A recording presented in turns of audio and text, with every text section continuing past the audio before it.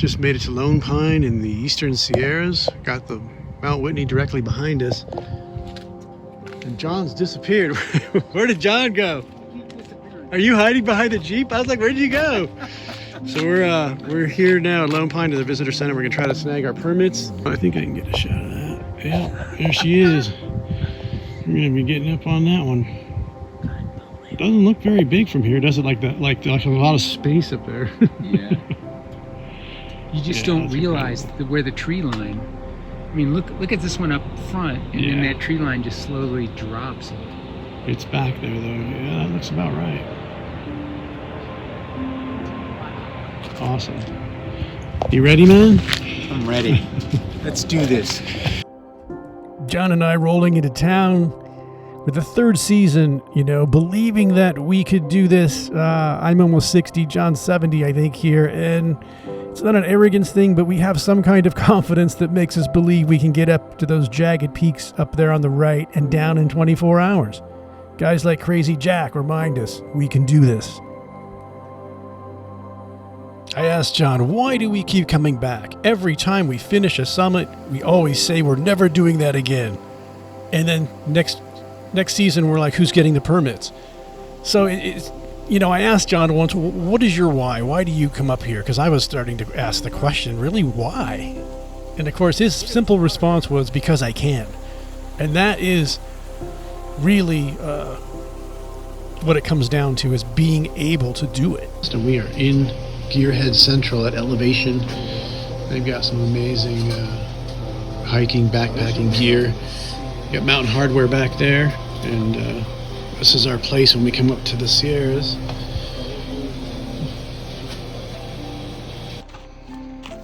Moving off trail for a mule packing train. They do an incredible job at maintaining the trails up here. If it wasn't for that trail maintenance, there would be way more injuries for sure. In this case, they are taking equipment up to resupply or supply a trail maintenance team, and this will allow them to continue to work, and all this equipment is super helpful for them and us to get up and down safely.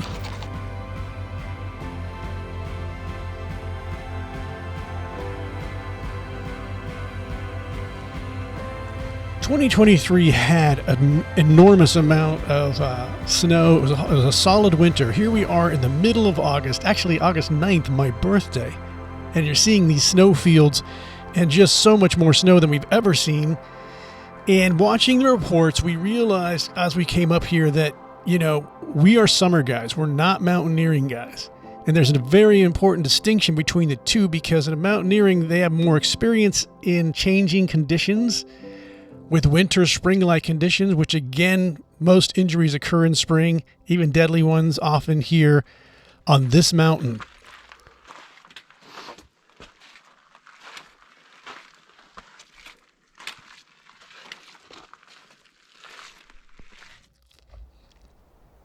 So if you follow the creek bed here on the left of John, you'll see the snow on either side. As you get to the top, you'll notice the snow is covering over that creek bed. Now, this is not a big deal. It's pretty shallow. I'm likely not going to get hurt here. Up atop, though, there was big concern for larger snow bridges with a lot more rushing water, and decisions were going to have to be made. Remember exploring this quickly. Yeah, it's really moving. We were seeing a lot more water on trails than previous years, so we knew that the heat was on and the snow was melting up top. We were also following reports on our Whitney group about no-fall zones and people making crossings without proper gear. And of course, some people got severely injured, and so we were just monitoring this.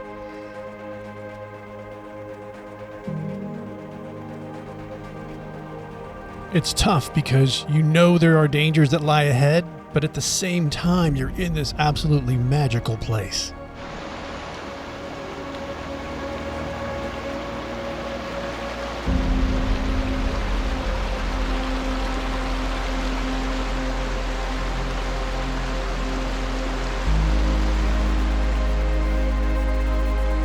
When you're out here with friends, of course the goal is to get back home completely uninjured. But the higher we went, the higher the water got and the faster it was moving.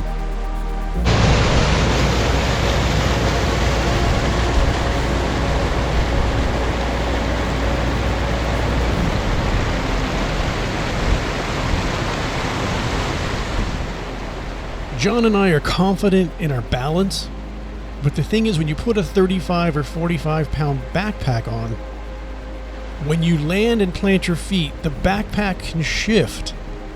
There's a delay when the backpack shifts, and that's something that can take you right into the water. So we were getting used to that pack shifting on our back as we were landing these rocks.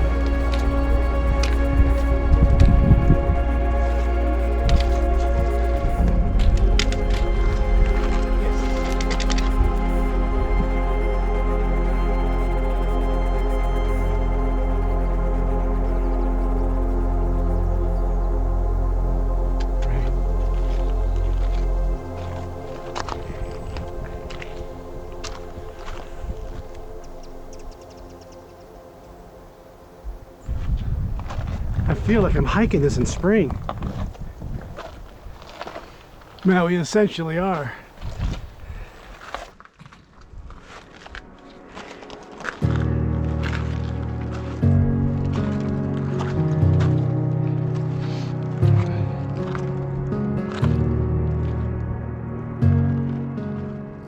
I think about the ice, the wind, the snow that shapes this place every year.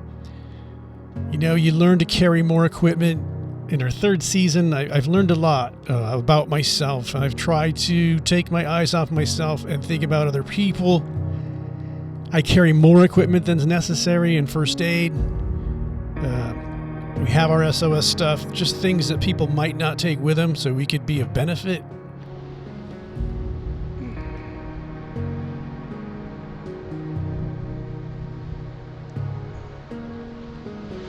So we're getting close to trail camp, and if you look closely, there's 3 people going right up the middle of this rock field. Yeah, that's the slot we walk. Yeah.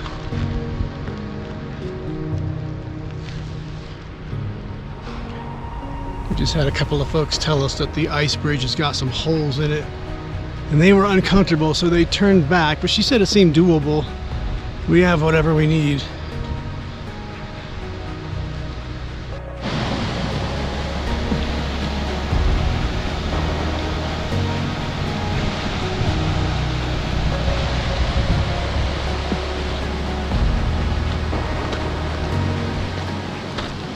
You notice as we're getting higher and higher, the water's becoming more and more, moving faster and faster, and the snow melt is increasing, so this is where we start to become more concerned. I mean, if there's holes, I assume some folks might have fell through.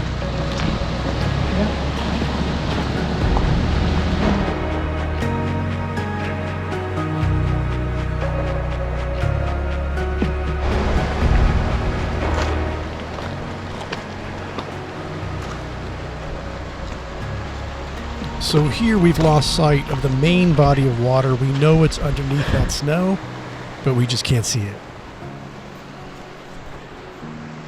I'll have to remember what pink snow is. Pink snow is very interesting. We find it often different parts of the trek up with some pink snow. Haven't reached we were just told we were a mile from trail camp. We have not yet come across the snow bridge with holes. So we're waiting to see what that's all about. We gotta stop. Yep.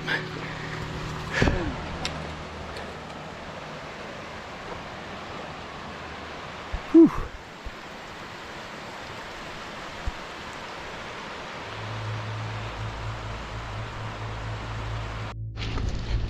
Okay, we're finally coming up on the snow bridge. And you can see that opening right up in front of John. So there's this big chute down here. And up at the very top of that rock, Yeah. it cuts right across there and you just can't afford to slip. So this is where we move extremely carefully. So what we're taking into consideration now, if you look at that snowbank to the left, is you will slide down that at high speed and slam into the rocks below. That's maybe 60 or 100 feet. The other problem is we know there's rushing water underneath there, and it could very easily turn out that you got pinned underneath that snow. The pack pins you in the water, and that's another issue. At the time we read that this was a no-fall zone. You need, that means in mountaineering you need a helmet, crampons, and an ice axe to do self-arrest in case you went into a fast slide from a fall.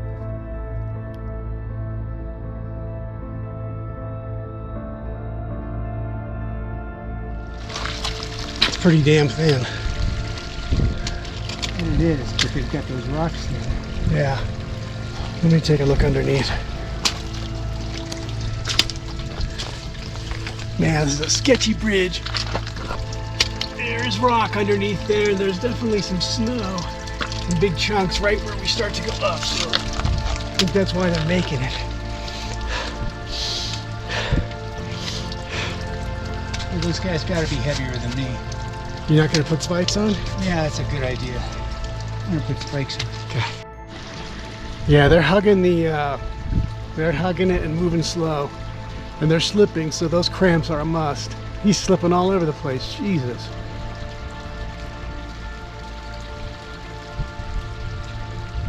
The guy's slid in the worst possible place. So we begin to put on our micro spikes as we see these guys slipping all over the place in the no-fall zone. My concern then becomes, John's entrusted me to make the right calls in these places on this mountain for the last 3 seasons. So, I don't want to have to explain to his wife or my wife, who are best friends, what went wrong out here. I really don't want to be in that position, and yet we're making that decision right now. It's a little sketch. It's thin. What's that? Yeah, it's thin. Oh yeah. There's some places right here where there's holes. Yeah, Eventually it's gonna right. break through. Just not why we're here. Not while I'm on it. I just made it.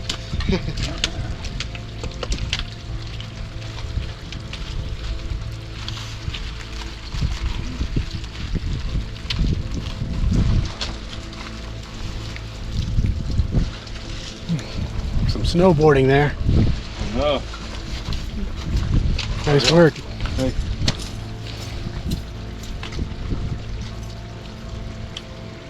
The only other place for maybe micros is at the trail crest. Yeah. Yeah. I mean, we were on one of the top ones like this. And they're a little better than not using micros. They weren't that much. They weren't like doing them on ice. Okay, gotcha. Yeah, it's slushy enough at this point today. Kind of get a foothold in the target. Yeah, boy, coming down, John, we're gonna maybe slide that. That just looks sketchy as hell. My pole just went right through that part through there.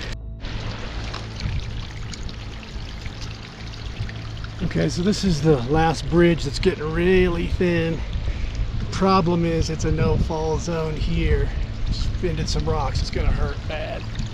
So we're trying to get across this bridge here. And it's pretty sketchy, but it's doable. Like that for sure.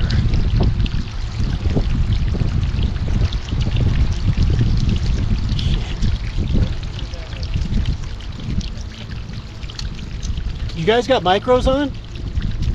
We have them, but we weren't in there. There's another spot here that's really dangerous that we put them on and we're able to cruise right up them on a micro. Yeah, that's what we gotta do. I would do it. It's worth it. That slip. These were bad at all this morning, but No, now they suck and they're Yeah. thin. Somebody poked a hole through the spot. So as John begins to make his across, I'm thinking about his fear of heights and I'm realizing he is out there, and if he panics, He could have his knees buckle and freeze out there, and we have a real problem then getting across there. The second thing that could easily happen is he panics and he sprints, tries to get off of there as fast as he can and run, fight or flight. And that causes him to go into a fall because he forgets about the pack on his back. Stay towards the rock. Avoid the hole. Watching this, and so he stops for a second in the middle of the zone, and he's like, "Hey, Mike," and he's standing there. He's like, "We're gonna have to come across this again tomorrow." And I'm thinking, please, you can hear it in my voice. I'm like, keep moving. Don't, we'll talk when you get over here, but please keep moving. You could hear the genuine fear in my voice for him, because again, these are your friends out there.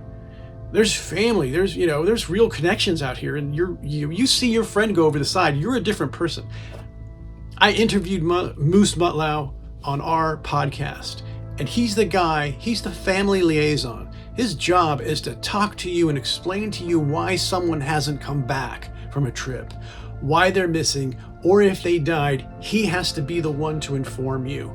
And so I never want to experience that. Nobody does, and most people never have. And so that's why they're out there scampering across without proper gear, because they don't understand that. But it was all hitting me that we had made a bad choice crossing that, and we were going to have to do it again the next morning after another 24 hours of a heat wave. Slow. Come on off of there slow. We'll talk about that after. Nice and slow.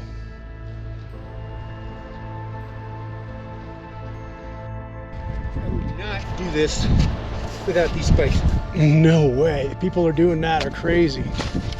I can't believe that. Well, I saw the one guy fall straight on his butt.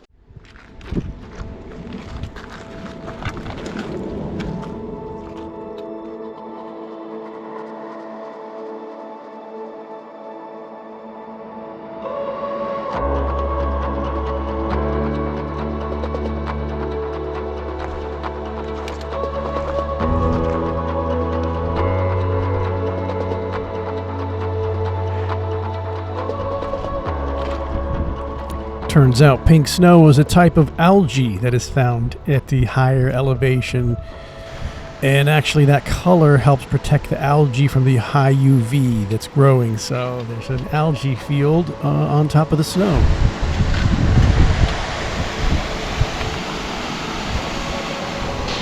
We can hear the rushing water beneath the snow, and that makes crossings uncomfortable when there's rushing water. Now that we're higher in elevation, it's rushing much faster, and we don't know how much there is. It was tough in a way, too, because Chad, this was his permit this year. He had booked the hotel rooms and everything, and here we are, and he can't be with us. So that was tough, but he also paid for those rooms, and he told the guy at the front desk, no matter what we told him, don't take our money.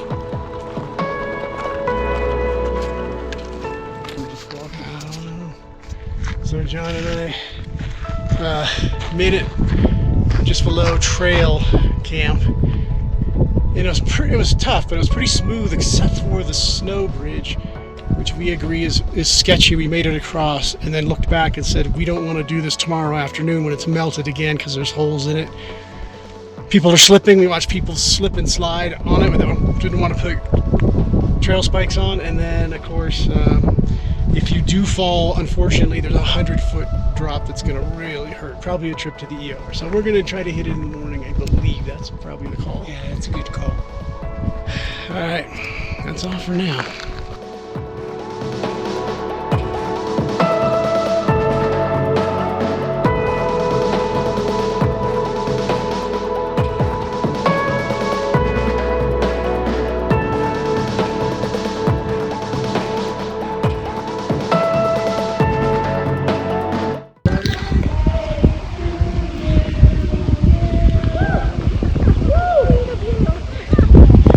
So that's Stacy in front of me, and her birthday is today, and she was waiting for her group of 5 to come down the mountain. They've been up there since 5:30 a.m. She was a little concerned because it's just the conditions are, as you can see, still spring-like conditions, still dangerous. That very top piece of snow traverse at the top up there, that's where you could eat it pretty well if you didn't make it.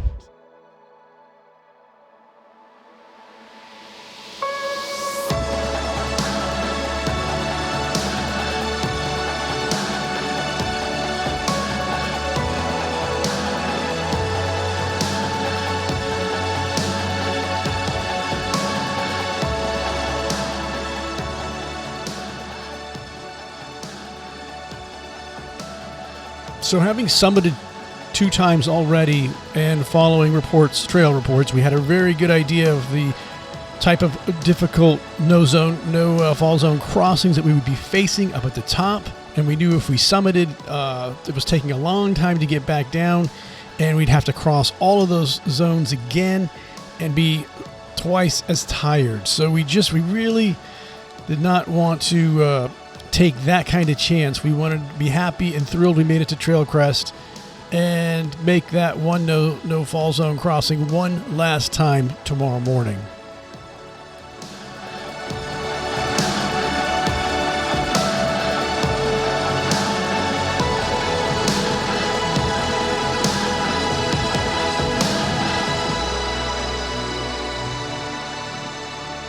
Here's my home away from home, my shelter for the night. Once we're squared away with food and shelter, there's not a lot to do up there, so you're watching people come down the 99 switchback. They're little tiny dots trying to make their way down, and you just hope that they're getting out as the sun drops safely and uninjured. We did run into a guy that we gave a hand to who was basically had mountain sickness, heavy stomach ache. He was just really nauseous and bloated, and that happens a lot up here. Could depend heavily on what you've eaten, and sometimes the air pressure just causes it regardless. So people are making their way down this slope, and you can't actually see them because they're so small. So as night fell, I was going to have broken sleep. We're at about 12,000 feet, and oftentimes you get broken sleep at this elevation. I was having to do breath work in order to keep a headache away, but that took a lot. That was off and on throughout the night. Well, I scrambled down this rock field to try to find an alternative route to over that field. There was no alternate route. We were going to have to go over the no-fall zone again, and just hoping that it hadn't melted enough to where we were falling through. So this is day 2. John is now on the final movement over the no-fall zone, and it's my birthday, and I'm like, nobody's falling today. So I was super grateful that we were now getting off of this place. You've never seen anyone so happy. John Miner! We did it! So with my birthday complete, I was just so happy to finally get some rest.